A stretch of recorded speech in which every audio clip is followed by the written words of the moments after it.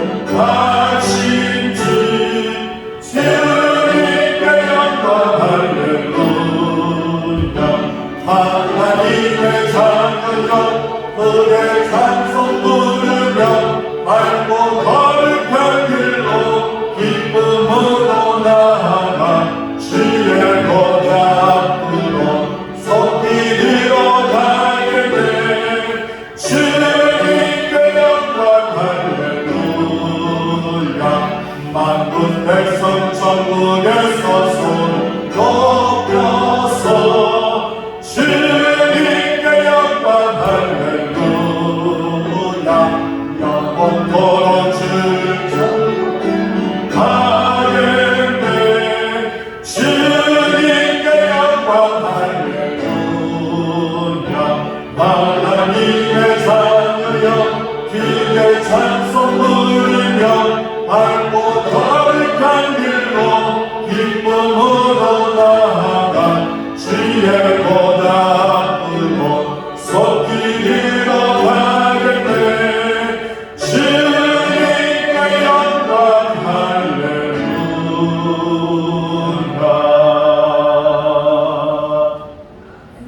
성시교독 제32문지 시편 71편입니다. 여호와여, 내가 주께 피하오니 내가 영원히 수치를 당하게 하지 마소서.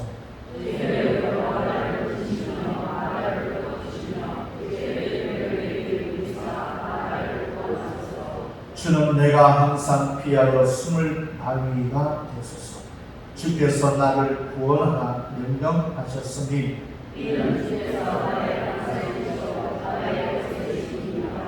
나의 하나님이여, 나를 악인의 손 곧 불의한 자의 흉악한 자의 장중에서 피하게 하소서.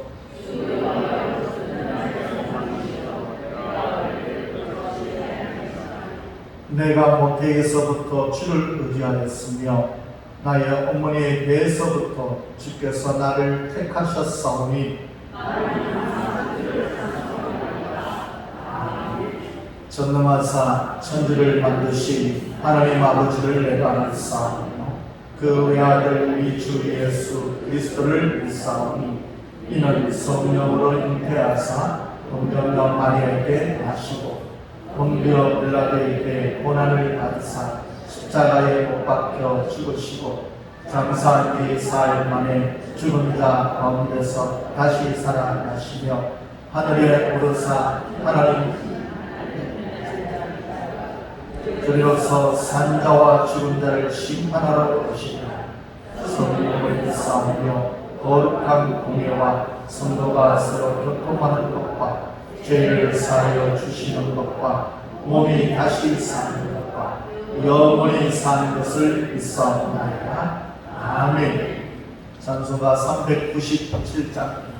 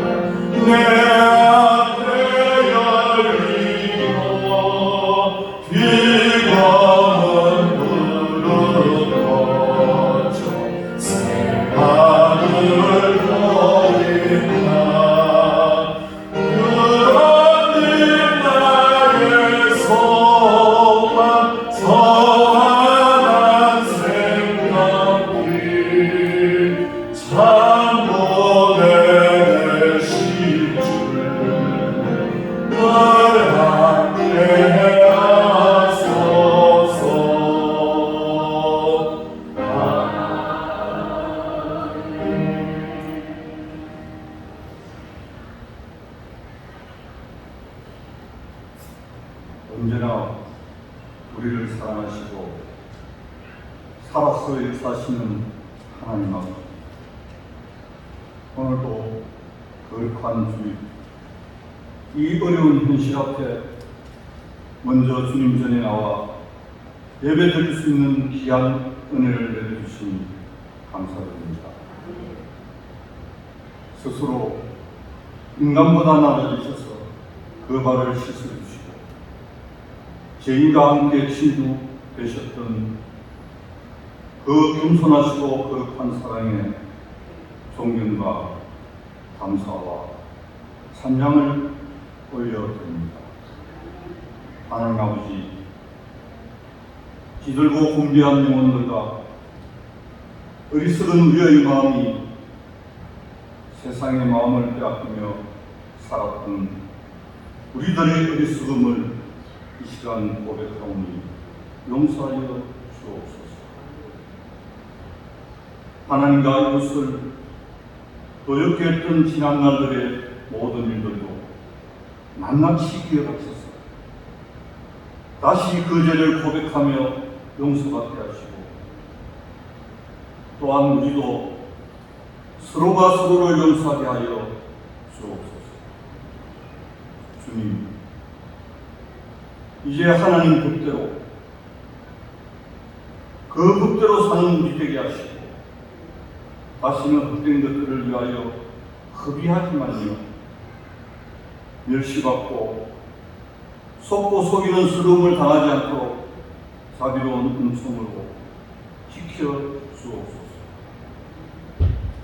그리하여 거룩한 하나님의 부르심을 받은 교회 안에서, 그리스도 안에서 한 형제로 우리를 묶어 주시고, 영원한 번양 예루살렘에 이르기까지 그 순례의 길을 동행하면서 서로를 의지하고 염려해주고 사랑하며 기도해주게 하옵소서. 주님, 이제 기다림 속에 준비해야 하는 우리들의 마음을 주님만을 바라보는 저희들 모습 되게 하여 주옵소서. 사랑의 주님,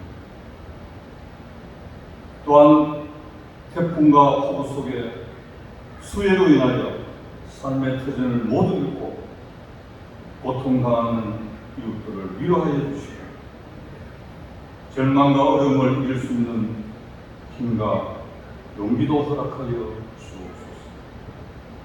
주님, 코로나19가 창궐하는 가운데 한국교회가 주의 자녀들이 비난의 대상이 되고 드리는 우리의 예배가 위기로 치닫고 있는 이때에 지쳐있는 우리의 믿음의 식구들이 다시금 회개하는 역사가 이 나라 방방곡곡에 일어나게 하여 주옵소서. 이 어려운 시간에 산정교회가 세우신 이완 관님사님 말씀 전가하실 때 듣는 저희들의 마음속에서 큰 은혜가 임하게 하시고 감사의 고백이 넘치게 하시니 다시금 주님을 바라보는 은혜의 시간이 되게 하여 주옵소서. 주님, 이 예배를 위하여, 이 예배를 통하여 한평생 이 재단을 헌신해 오신 원로무사님, 또한 보이지 않는 귀한 손길들도 기억하게 해주시고, 세우신 남녀 전도의 회장님과 임원들을 그 속에 주님 영광 그들의 것을 간절히 원하며 기쁘게 충성하며 봉사하게 하여 주옵소서. 우리에게 귀한 예배를 허락하시고 날마다 붙잡아 주시는 예수 그리스도의 이름으로 간절히 기도드리옵나이다. 아멘.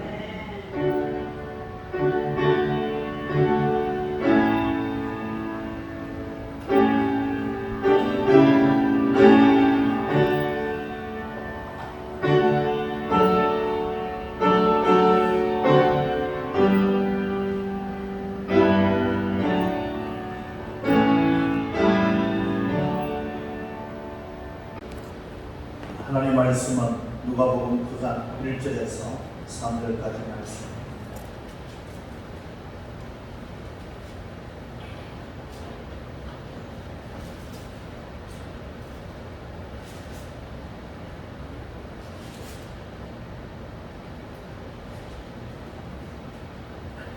우리 같이 하는 성으로 같이 읽도록 하시겠습니다. 예수께서 열두 제자를 불러 모으사 모든 귀신을 제거하고 병을 고치시는 능력과 권위를 주시고 하나님의 나라를 전파하고 앓는 자를 고치게 하시고 내보내시며 이르시되 여행을 위하여 아무것도 가지지 말라 지팡이나 배낭이나 양식이나 돈이나 두벌 옷을 가지지 말며 기도하고 같이 말씀을 강로 안에 나갈 때 하나님의 역사를 나를 간직하라는 마음으로 시작하겠습니다. 하나님, 못난 우리들을 끝까지 사랑해 주시는 여호와 하나님 품에 돌아오기를 지금도 간절히 원하시는 하나님의 뜻 앞에 주여 나의 생각과 고집과 아집을 내려놓고 오직 주의 말씀에 아멘으로 순종할 수 있는 예배 시간이 되게 하여 주시옵소서. 내 병도 치료받고 내 삶도 변화되고 하나님 내 인격과 내 성품도 고침을 받을 수 있는 귀한 예배 시간이 되게 하여 주시옵소서. 남은 세월 동안 주님의 복음을 위하여 귀하게 쓰임받을 수 있는 우리 모두가 되게 하여 주시옵소서. 내가 어떻게 살아야 될지 주의 음성이 들려지게 하여 주시옵소서. 하나님, 우리의 생각과 우리의 고집과 아집을 내려놓고 하나님의 원하신 뜻대로 살아갈 수 있는 귀한 계기가 되게 하여 주시옵소서. 우리의 삶 속에 역사하시는 주님을 만날 수 있는 귀한 하나님의 제자들이, 주님의 제자들이 되게 하여 주시옵소서. 부족하지만 하나님 나를 사용하여 주시고 주여 입술을 붙잡아 주시옵소서. 듣는 우리 모든 성도들에게도 성령께서 임하여 주셔서 그들의 마음속에 충만하게 말씀으로 가득 채워 더하여 주시옵소서. 예수님의 이름으로 기도드리옵나이다. 아멘.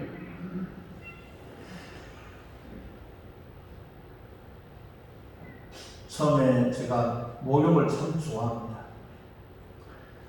좋아해서 했는데 코로나 인해서 가지 못해가지고 참 마음이 참 허했었죠. 이번 주 금요일날 목욕을 해도 된다고 나오게 되자 얼른 금요일날 목욕탕에 갔습니다. 아니가 사람이 얼마나 많든지요. 그래서 목욕하고 싶은 남자들이 크게 많은 줄은 몰랐습니다. 목욕탕 안에 남자들이 버글버글 하면서 서로 밀리대를 밀고 있는 모습 보면서 야, 그래도 목욕을 하고 싶어 사모하고 기다린 사람이 많이 있었네라는 생각을 가졌습니다. 근데 주일날 오늘도 기다려졌지요. 2주 동안 우리가 예배를 예배당에 못 들으니까 참 사모하는 마음을 가지고 이 교회가 아마 다 차지 않을까 생각한 마음을 가졌는데 참 아니라는 생각을 하면서 때로는 마음도 아프다는 생각도 많이 느끼게 됩니다. 여러분, 우리가 믿음 생활하는 것은 내가 믿어서 된 것이 절대 아닙니다.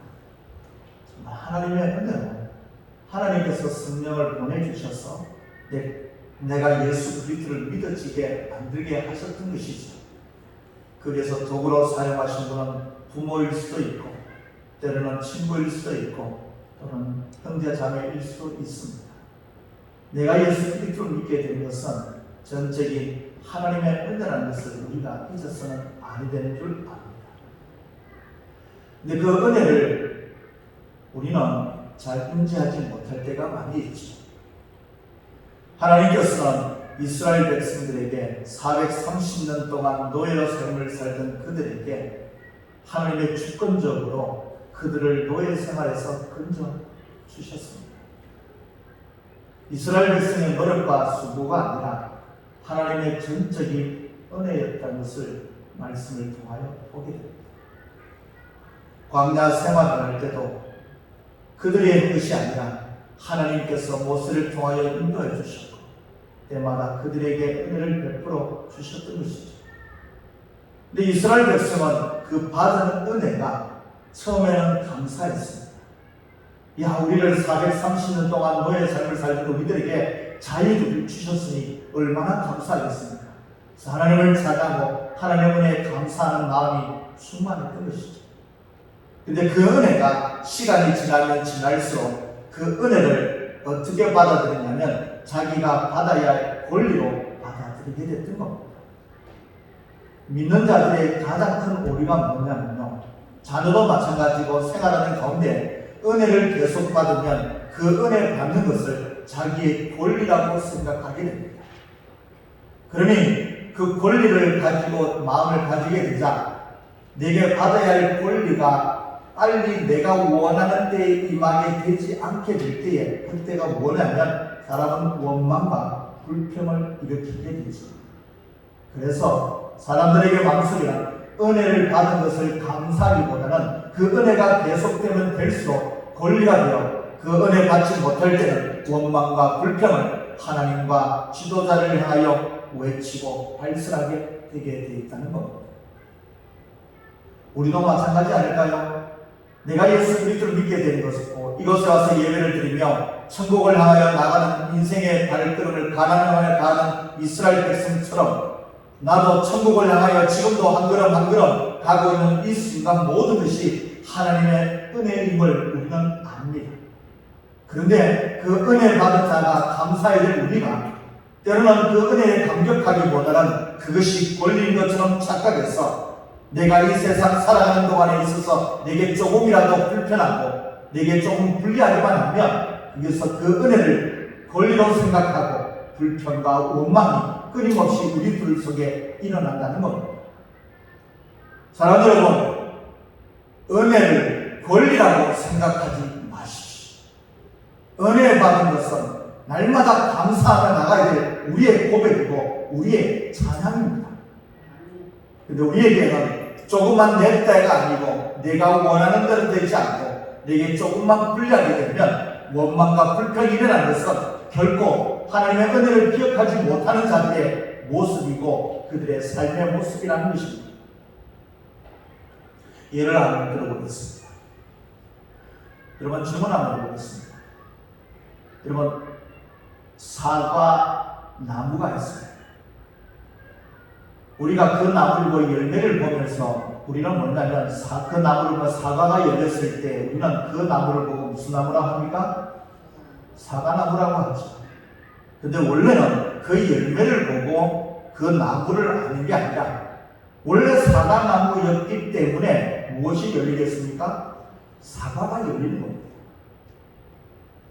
여러분 우리 인간도 마찬가지입니다. 우리가 죄를 저지르기 때문에 죄인이 아니라 원래 우리는 뭐라고요? 죄인이기 때문에 우리 날마다 뭐가 나온다고요? 죄가 열릴 수밖에 없는 그런 존재라는 것을 우리가 인지해야 된다는 것이죠.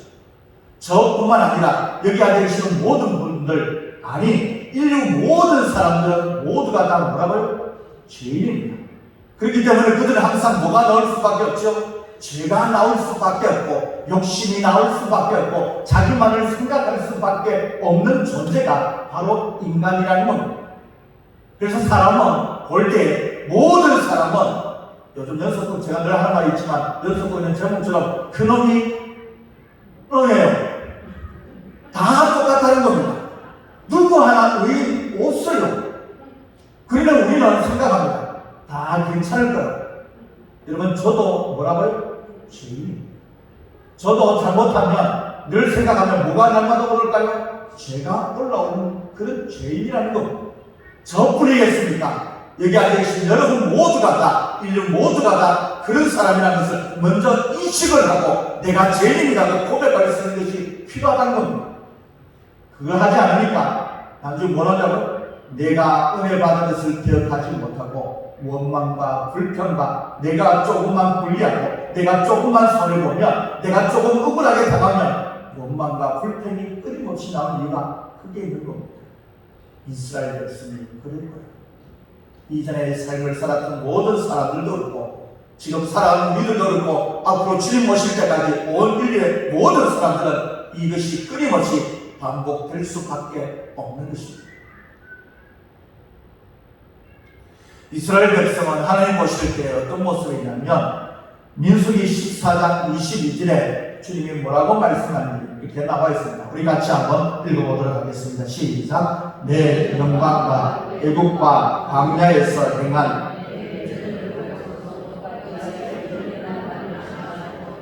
내 목소리를 충동하지 않은 그 사람. 아멘. 하나님께서 역사를 했지만 이스라엘 백성은 몇 번이나 나를 시험했다고요? 10번이나.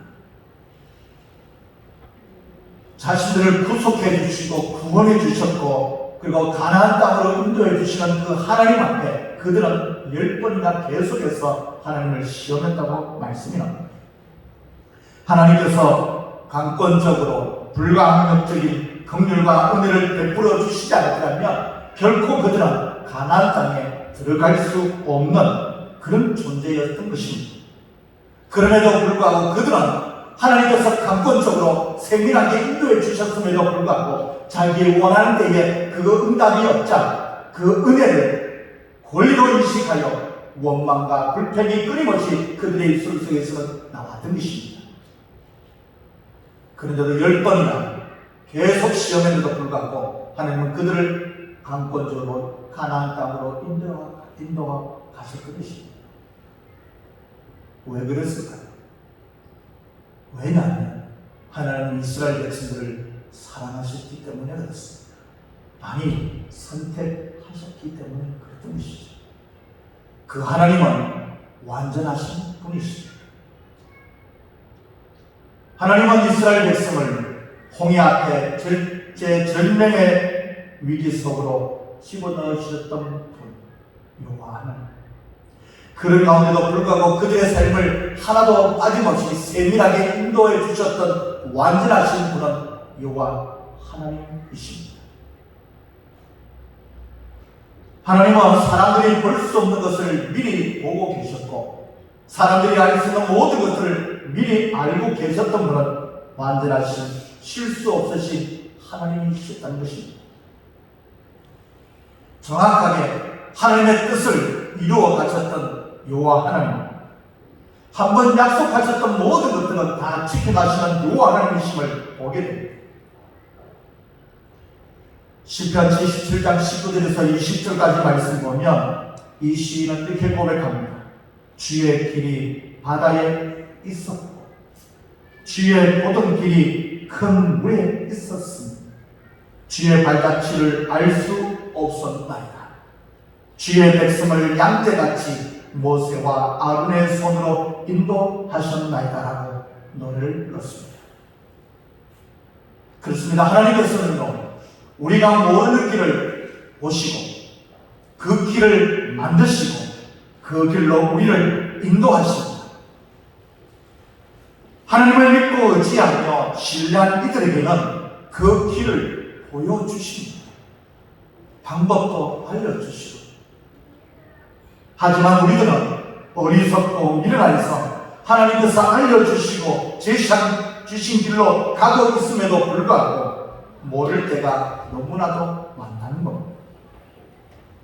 하나님의 길과 하나님의 방법을 우리는 고난으로 인식할 경우가 많이 있다는 것입니다. 그러나 분명한 것은 이렇습니다. 하나님께서 언제나 당신을 믿고 의지하고 신뢰하는 이들에게는 그 배후에 하나님의 역사가 계시다는 것입니다. 지혜자는 잠언서 3장 3절에서 6절까지 말씀에 이런 말씀합니다.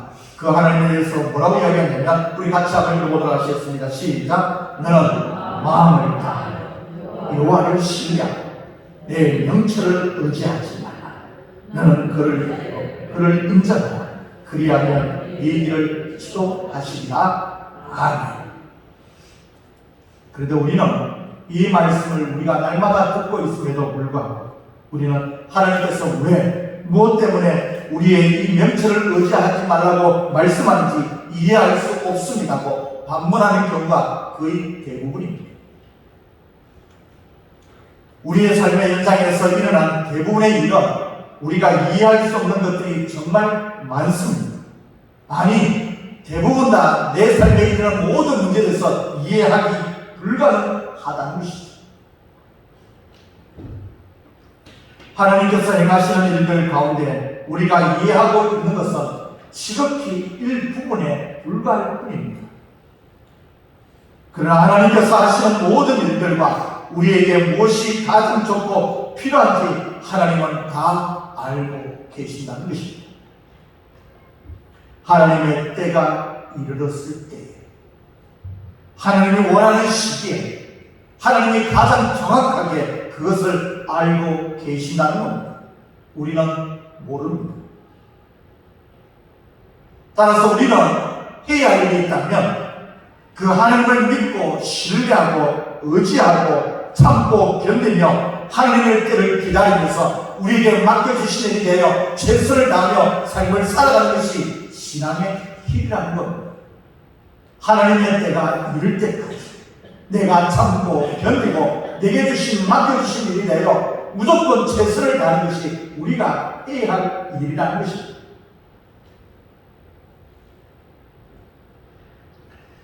그렇다면 오늘 저와 여러분들은 어떻게 해야 될까요? 이해하기 어려운 막다른 순간, 상황과 조건 속에 벌어졌을 때, 내가 도무지 받아들일 수 없는 힘겨운 인간관계 속에 던져졌을 때에 하나님을 전적으로 믿고 의지하며 나가는 저와 우리 모두가 되시기를 주님의 이름으로 축원합니다. 여호와 하나님을 신뢰하십시오. 참고 견디십시오. 최선을 다하여 하나님을 섬기시며 맡겨진 일에 최선을 다하며 사명을 끝까지 충성하며 살아가는 저와 우리 모두가 되시기를 주님의 이름으로 축원합니다. 갈릴리로 돌아오신 예수님께서는 12 제자를 불러 모으셨습니다. 그게 오늘 1절과 2절령의 말씀입니다. 여러분, 실제로 당시 이스라엘 백성들에게 거짓 목자들로 인해서 실험하고 있었던 것을 주님은 아셨습니다. 당시 나라의 지도자였던 헤롯은요, 사악했습니다. 권력을 위해서 로마 황제의 마음에 들게 하기 위해서 자기는 친로마 정책을 펼쳤죠. 백성들을 돌보는 일에는 거의 관심이 없었습니다. 늘 불안한 왕위를 지키기 위해서 수많은 사람들을 잔인하게 학살시켰던 사람, 그 사람이 헤롯 왕이었습니다. 뿐만 아니라 정치 세력뿐만 아니라 종교 권력을 가진 그들도 마찬가지였습니다. 대제사장, 제사장의 직분을 돈을 주고 사고 파는 그때의 모습이었습니다. 그러니 자기가 돈을 주고 제사장직을 샀기 때문에 그 돈에 대해서 이익을 받기 위해서 그 다시 한번 수익을 얻기 위하여 자기가 투자한 만큼 돈을 받기 위해서 제수용품과 환전을 통해서 독점하고 이익만을 챙겼던 사람들이 제사장이었습니다. 막대한 이익을 챙기고 성전을 강도의 소굴로 만들었던 사람, 그 사람들이 바로 종교 권력을 가졌던 그때 시대의 사람들이었습니다. 어디 거꾸로였습니까? 율법 교사인 바리새인들은요, 율법의 정신을 떠나서 삶을 살았습니다. 음식과 외식에 앞장서서 율법과 전혀 상관없는 조례와 세칙을 만들면서 자기들만을 위하여 자기의 삶을 살기 위하여 연약한 자들을 돌보거나 도와주는 일은 하나도 하지 않았던 사람, 바로 율법 교사인 바리새인들이었습니다. 여러분, 이 예수님의 때 현재의 모습이나 그때의 모습이나 지금의 모습이나 뭐가 다를까 한번 생각해 보게 됩니다. 권력을 가진 자는 자기의 권력을 유지하기 위해서 수단과 방법을 바르지 않는 이 시대에 우리가 살아가고 있고, 타락한 종교 권력은 복음을 위하여 하나님의 나라를 위하여 마음을 보고 열심히 달려가는 게 아니라 자기 이익만을 생각하며 살아가는 이 시대에 살아가고 있습니다. 신앙과 믿음을 바르게 지켜가야 할 교회 모든 중직자들도 오직 자기만을 위하여 삶을 살아가고 연락한 자를 돌아보지 아니하고 오직 자기의 이익만을 바라보는 이 시대에 지금 살아가고 있는 현실적입니다. 선한 목자이신 예수님께서는 그 시대 사람이나 지금 사람이나 동일하게 지금도 보고 계십니다. 그래서 제자를 향하여 주님 이런 말씀을 하십니다. 마태복음 9장 37절에서 38절에 주님께서 이런 말씀을 하십니다.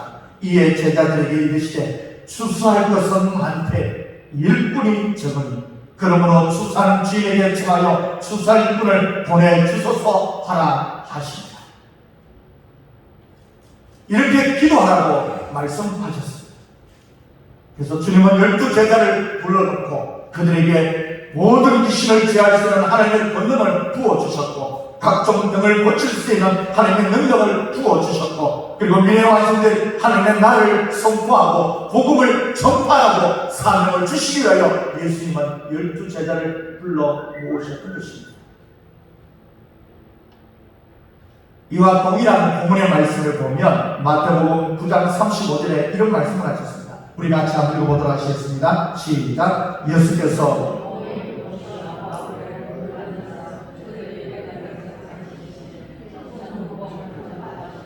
모든 병과 모든 약한 것을 고치시리라. 아멘. 제자들이 해야 할 일은 바로 이 일이었습니다.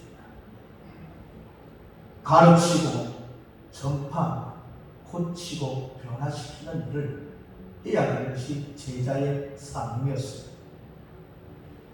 아니, 진정한 사도들로 세워지기 위해서 반드시 필요한 과정, 가르치고 전파하며 고치는 일을 해야 하는 것이 사도와 제자들이 해야 할 일이라는 것을 말씀하셨던 것이죠. 아니, 이게 제자들이 아니라 지금 예수 그리스도를 믿고 천국을 향하여 나가는 우리들이 해야 할 일이 바로 이것입니다. 가르치고 전파하고 고치는 일을 예수님의 제자인 예수 그리스도의 복음을 받아들인 내가 해야 할 일을 주님께서 우리에게 주셨던 것입니다. 내가 지금도 이 땅에 있으면서 내가 해야 할 일이 뭐라고 생각하십니까? 가르치고 전파하고 고치는 일을 내가 지금 해야 된다는 것이죠. 근데 우리들은 아예 손을 놓고 안 합니다. 나 혼자 사람들의 눈치를 보며 나는 가르치고 전파하고 고치는 일을 아예 하고도 하지 않으려고 한다는 것이죠. 나 혼자만 교회 다니고 나 혼자만 믿음의 생활하면 된다는 생각에 자아도취에 빠져있는 우리들의 인생의 모습을 우리는 스스로 돌아봐야 되지 않겠습니까?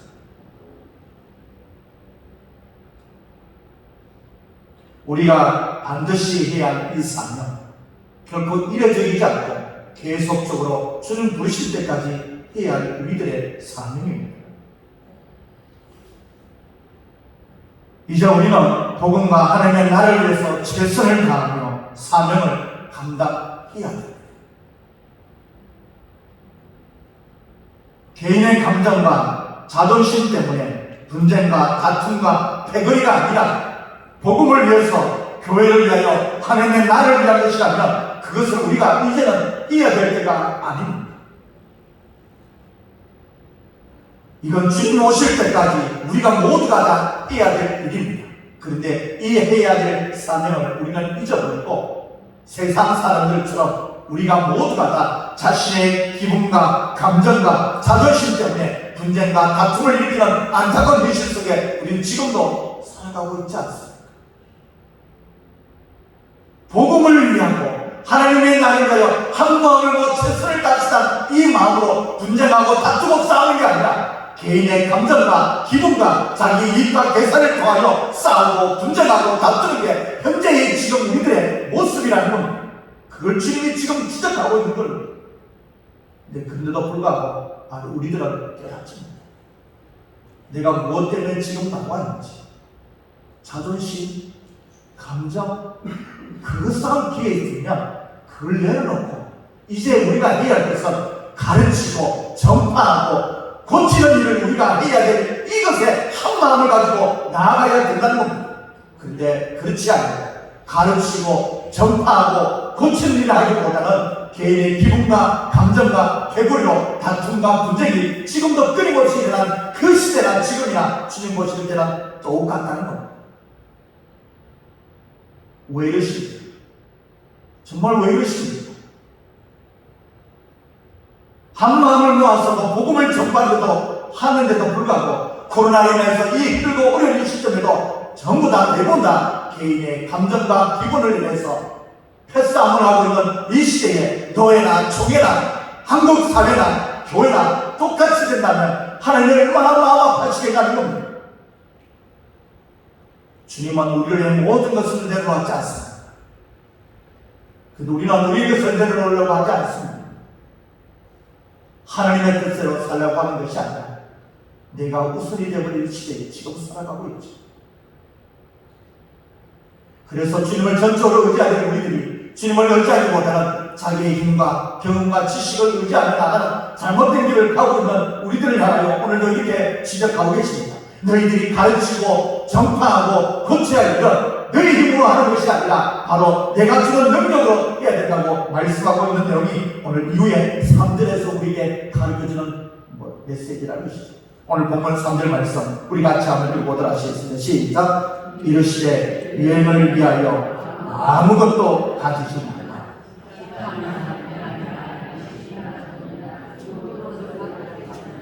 아멘. 여행을 위해서는 최소한 있어야 될 것을 다 지적해 주셨습니다. 여행을 하려면요 지팡이가 있어야 되지 않겠습니까? 먼 길을 오랫동안 이야기하면 지팡이가 얼마나 힘이 되겠습니까? 또 음식을 담을 배낭도 있어야 되고 옷을 넣어둘 배낭이 필요하지 않겠습니까? 여행을 갈 때 꼭 필요하지 않겠습니까? 먹을 양식도 필요하고 돈도 필요하고 주벌옷도 필요하고. 그러나 예수님께서는 오늘 본문의 말씀에 의하면 의지할 수 있는 최소한의 필요까지도 가지고 가라고요? 가지고 가지 말라고요? 가지고 가지 말라는 겁니다. 철저히 누구만을 의지하라고요? 주님만을 의지하는 겁니다. 주님만 신뢰하는 것이죠. 하나님을 위해 그 어떤 것들로 하여금 일하게 만드는 근본적인 동력이 되어서는 아니 된다. 만약에 너희들이 돈으로 가지고 한다면 무엇을 했다 이야기할 수 있다고요? 돈으로 내가 했다고 이야기할 수 있지 않다. 복음을 전하는데 어떤 목사는 돈을 주면 전도했다는 이야기를 듣습니다. 전도하며 오면 뭘 주고요? 돈을 주고. 여러분 만약에 저들은 생각합니다. 여기에 매일만 올 때마다 한 사람 올 때마다 10만 원씩 준다면 이 자리 어떻게 될까요? 꽉 찹니다. 진짜 제가 저한테 제자만 주십시오. 10만 원씩만 준다고 하면 이 자리가 꽉 찹니다. 그러면 누구를 어쨌다고 이야기하는 겁니까? 사람들이 모이게 된 것은 어떤 것으로? 돈으로 된 것이지 주님의 능력으로 된 것이 아니지 않습니다.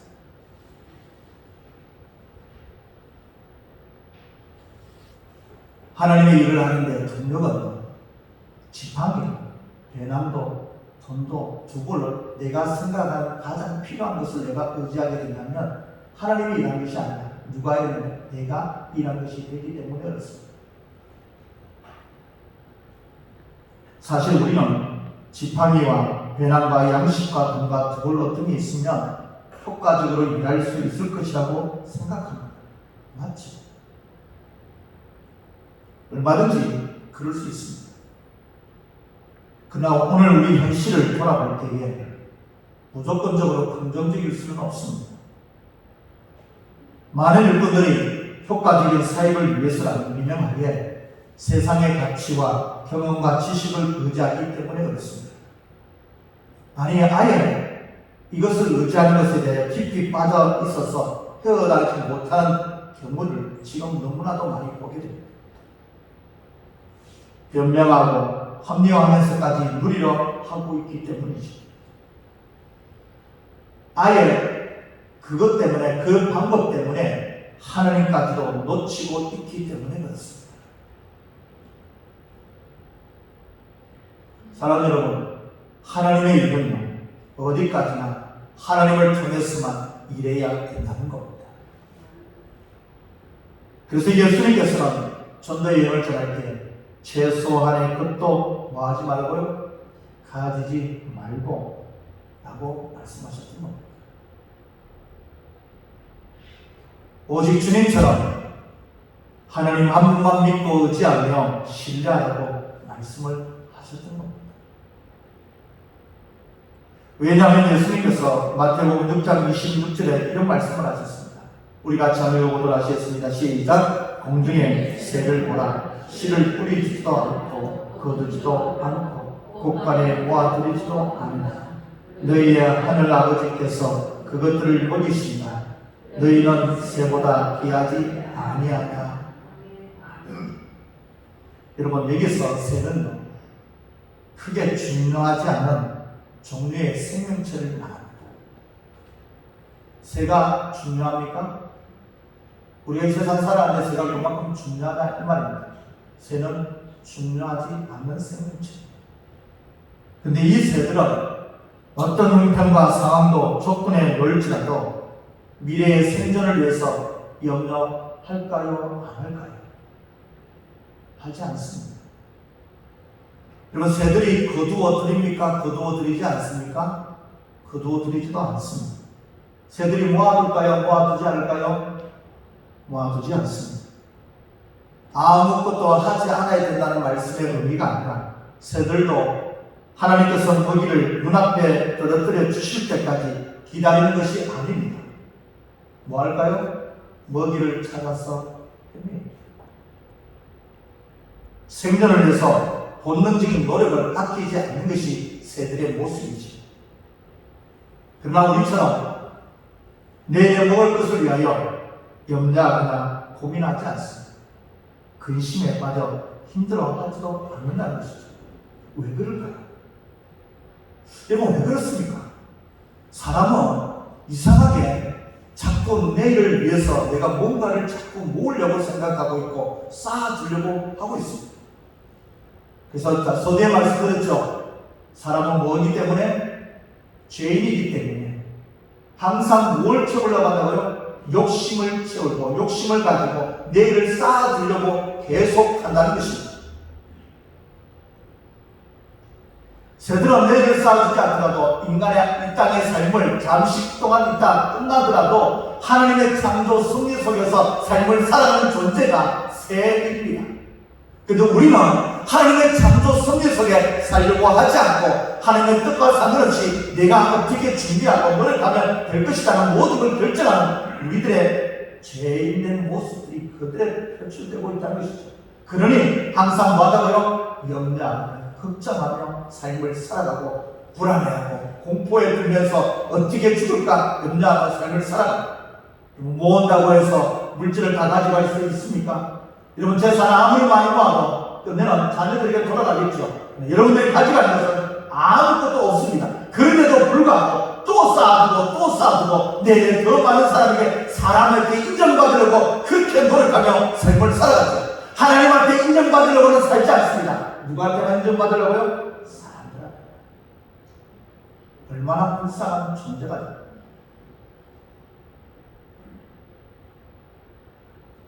새들도요, 하나님이 지으신 모든 창조 세계에 섭리하고 계시는 그 섭리대로 움직여가는 것이 새들입니다.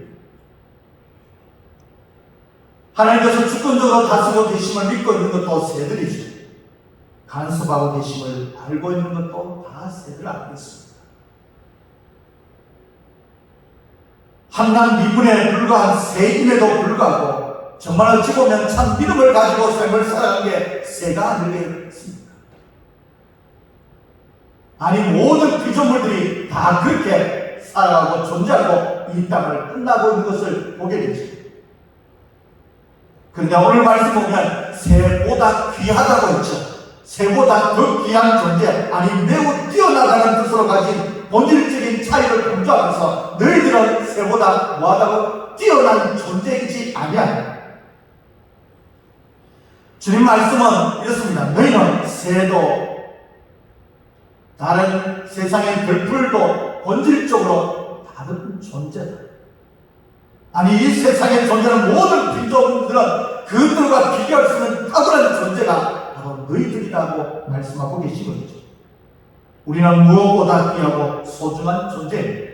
그러니 새들보다 들풀보다 더 많은 책임을 져주시는 것은 새보다 들풀보다 우리 인간을 더 책임져 주시고 더 보호해 주시고 더 인도하시는 분은 여호와 하나님 아니겠습니까? 그런데 그것을 우리는 하나님을 신뢰하지 않는다는 겁니다. 믿지 못하고 있고 염려하고 근심하고 걱정하는데 우리들의 모습이 아니었죠. 예수님께서는 우리를 향해 이렇게 말씀하십니다. 마태복음 6장 30절에 오늘 있다가 내일 아궁이에 던져지는 들풀도 하나님이 이렇게 입히시거든 하물며 너희가 보냐 믿음이 적은 자들아 라고 부지런을 하시고 계십니다. 하나님께서는 하나님에 대한 불신앙으로 비롯되는 모든 종교의 염려는 단호하게 버리라고 경고해 주셨습니다. 우리의 모든 필요를 홀로 채워주시는 하나님에 대한 흔들리지 않는 믿음을 가지라고 말씀하고 계십니다. 마태복음 6장 31절에서 32절까지 말씀, 주님 이런 말씀을 이어서 말씀하십니다. 같이 읽어보겠습니다. 시작. 그러므로 염려하여 이르기를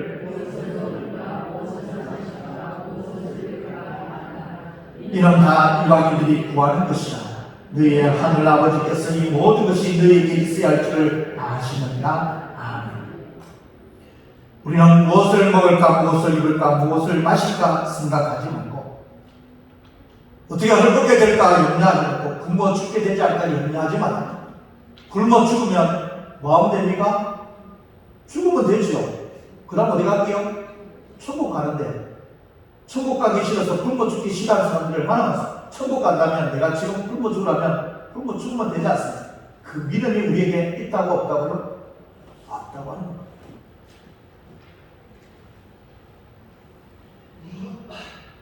하나님께서 지으신 피조물 가운데 지극히 작은 새와 들풀까지도 먹이시고 입히시는 하나님께서 아들 예수 그리스도를 통해서 구원해 주신 우리의 크신 사랑을 돌보고 계신 것을 우리는 이제 조금 알아야 되지 않겠냐는 겁니다. 어찌 보면 계속적인 염려는 하나님을 모독하는 것과 똑같은 것이라고 저는 생각합니다. 마태복음 6장에서 33절 마지막 결론적으로 마태복음 말씀을 이렇게 말씀하십니다. 그런즉 너희는 먼저 그의 나라와 그의 의를 구하라. 그리하면 이 모든 것을 너희에게 더하시리라. 아멘. 이방인들이 인생의 목표를 정해놓고 추구하는 세상적인 욕망과 세상적인 노력은 모두 2차적이고 부차적인 것이라는 겁니다. 우리 그리스도인에게 가장 시급한 것은요, 가장 해결할 문제는 바로 하나님의 나라가 복음 전하는 일이라는 겁니다. 근데 우리는 어느 순간부터인가 하나님의 나라를 전하고 복음을 전하는 것 다 입을 닫고 있는 현실 속에 살아가고 있습니다. 여러분 지난 일주일 동안 누구를 만났든 예수 그리스도 하나님의 나라와 복음을 정확하게 전하시는 분들이 요즘 몇 분이나 계시는지, 물론 우리 교회들은 다 전하고 계신 줄 압니다. 누구를 만났든 저 사람이 누구인지를 정확하게 압니다. 모욕탕에 가니까 목사님 얼마나 오고 싶으셨습니까? 라고 이야기할 정도로 저는 모욕탕 가면 다 저분은 뭐 하는 사람이라고요? 목사. 코로나 때문에 요즘 염려가 많으시죠. 친구도 예수하는 친구도 전화 옵니다. 뭐라고요? 코로나 때문에 복음들이 예배드리지 못하니까 얼마나 안타깝노? 라고 이야기하며 위로해주는 친구도 전화가 종종 옵니다. 그들은 이야기하죠. 저는 예수 그리스도를 믿는 사람으로서 복음을 전파하며 하나님의 나라의 그 모습에 대해서 이야기하고 전해드릴 사명이 우리에게 있음에도 불구하고 그건 내 일이 아니라고 생각하며 우리는 모두가 다 입을 닫고 벌써 포기해버렸습니다. 다시 말해서 최선을 다하고 있지 않다는 것입니다. 안일주의에 빠져있다는 겁니다. 세상이 그렇다고 우리가 먼저 포기해버렸습니다. 하나님은 포기하지 않으시는데 우리가 먼저 포기해버렸습니다. 그리고 그 포기를 복음과 가르치고 전파하고 고치는 일에 대해서 아예 하려고 하지 않고 2차적인 것에만 집중하며 삶을 살아갑니다. 오늘 본문의 말씀 마태복음 6장 33절의 말씀 보면 아주 쉽게 우리에게 설명하는 사람이 있습니다. 오리겐이라는 사람이 이 말씀을 가지고 쉽게 설명해 뭐라고 했냐면 가장 중요한 것을 추구하라. 해설입니다. 마태복음 6장 33절 말씀을 중요한 말씀인데 가장 중요한 것을 추구하라. 그러면 너희에게 조그만 것들을 덤으로 주겠다. 조그만 것을 덤으로 주겠다. 하늘의 것을 주관하라. 그러면 너희에게 세상의 것도 덤으로 주겠다. 하고 해석을 했습니다. 여러분, 우리가 염려해서 삶의 문제가 해결된다면 염려도 된다는 말 너무나도 많이 들어보셨지 않습니까? 그러나 염려는 절대로 일이 해결되지 않습니다. 해결할 수도 없고요.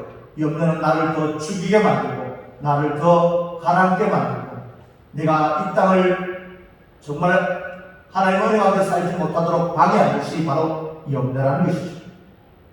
염려는 우리에게 아무것도 주지 못합니다. 물론 염려를 없앤다는 것은 결코 쉬운 일이 아닌 줄 압니다.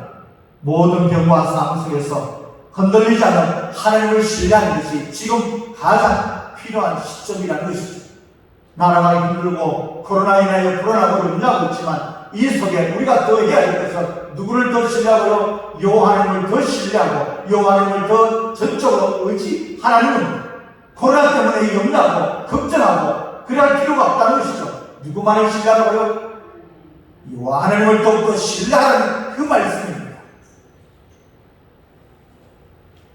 그래서 예수님께서는 첫 번째 복음 전파의 사명을 마음에 품고 출발한 제자들에게 인간적인 어떤 조건도 의지하지 말고 오직 하나님을 전적으로 의지하고 말씀하시면서 너희에게 가지고 있는 지팡이와 배낭과 돈과 여불록과 음식을 가지지 말고 너희가 하나님을 전적으로 의지하며 나아가라고 말씀하셨던 것이죠.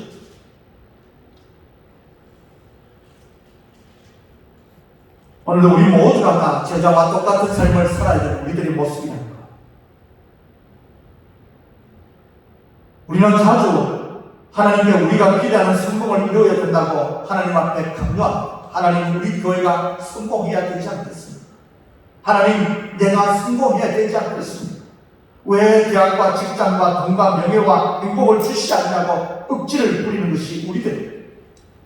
2차적인 것에 그러나 하나님은 우리가 아무리 화합을 치고 고집을 부리고 강요하고 억지를 부린다 하더라도 주님은 끝까지 잠잠하십니다. 왜 잠잠하실까요? 먼저 뭐하라고요? 그 나라와를 복음을 위하여 전파하고 고치고 가르치는 일을 하시라는 겁니다.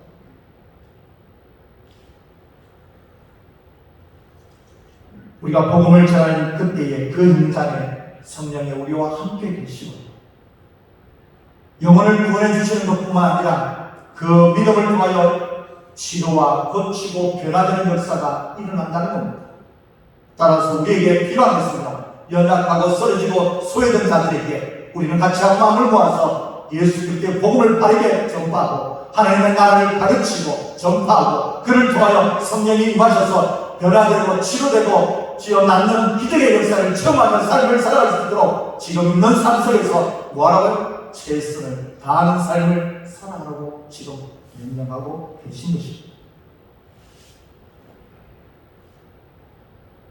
마지막 결론을 맺고자 합니다. 사랑하는 여러분, 주님은 그 시대의 상황 속에 가장 필요한 것입니다. 정치의 회복도 아니었고 왕이 변화되는 것도 아니고 종교 지도자가 변화되는 것도 아니고 말씀을 준수하는 바리새인이 아니라 말씀을 듣고 복음을 들었던 너희가 가서 복음을 전하라. 그게 너희들이 해야 할 일이고 너희들의 사명이라고 주님은 제자들에게 사명을 주시고 복음을 전파하기 위해서 내보내셨습니다. 우리가 지금 해야 할 일은 나를 이야기하는 것도 아니고 주변 종교 지도자를 이야기하는 것도 아니고 주위에 있는 말씀을 듣는 중직자를 이야기하는 것도 아니고 다른 어떤 것을 이야기하는 것이 아니라 하나님께서 내게 주신 사명, 바로 복음을 전파하고 하나님의 나라를 가르치고 그를 통하여 성령을 통하여 고치고 변화시키는 일에 앞장서갈 때 그때의 놀라운 능력을 체험하며 삶을 살아가는 주님의 말씀이라는 것을 기억하고 다른 것을 보지 말고 전적으로 하나님을 신뢰하고 의지하고 이 어려운 난관 속에 오직 주님을 신뢰함으로 말미암아 하나님 우리에게 맡겨주신 복음 전파와 하나님의 나라를 위해서 최선을 다하여 삶을 살아갈 때에 변화되고 고침을 받는 그런 일들을 역사를 체험하며 삶을 살아가는 저와 우리 모두가 되시기를 주님의 이름으로 축원합니다. 아멘. 기도하시겠습니다. 하나님 아버지, 혼탁한 시대 삶 속에 주님 찾아오셔서 그 생활 속에 그들을 변화시킬 수 있는 가장 유일한 길은 지도자를 변화시키고 종교인들을 변화시키고 고치고 하는 것이 아니라 부름을 받은 너희가 먼저 하나님의 나라와 복음을 가르치고 전파, 그를 통하여 지원해 주시는 성령의 역사를 체험하라고 말씀하셨던 것처럼 이 시대에 우리가 해야 할 일은 나라의 지도자가 문제가 아니라 종교 지도자들의 문제가 아니라 내가 먼저 하나님의 부르시는 사명 앞에 충성하며 나갈 때에 하나님께서 도우시고 역사하시고 채우시는 그 능력을 체험하며 삶을 살아갈 수 있게끔 내게 맡겨주신 그 사명을 끝까지 충성하며 사명을 감당하는 우리 모두가 되게 하여 주셔서 맡겨진 일에 최선을 다하며 삶을 살아갈 때 주님의 역사하는 것을 볼 수 있는 우리들의 삶이 되게끔 우리를 인도하여 주시옵소서. 예수님의 이름으로 기도드리옵나이다. 아멘.